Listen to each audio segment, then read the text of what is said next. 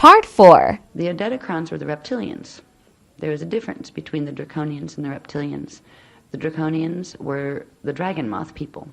They were the dinoids.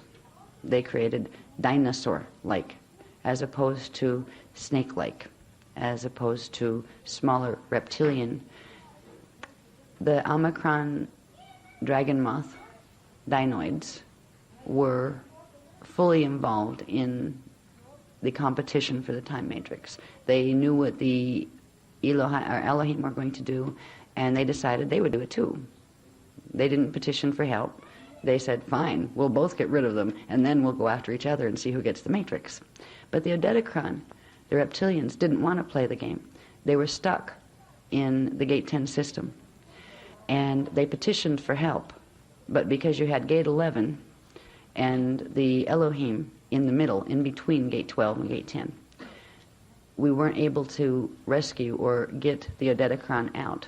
So if the decision to defend by simply putting up a shield around Gate 12 was chosen, it would have taken out both Gate 11 and Gate 10, which could have been repaired. It would have taken a long time, but it could have been repaired using Gate 12.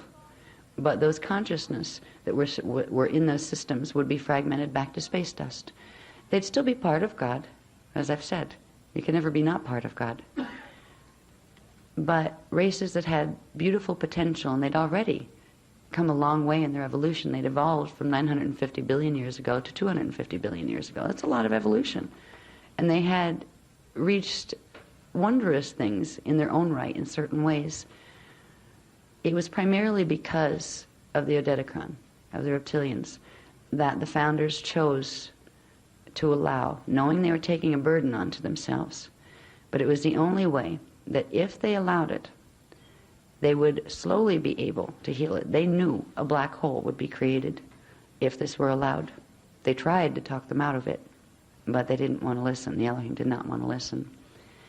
Instead of defending themselves, they allowed the Elohim to back up Gate 11 and reverse it.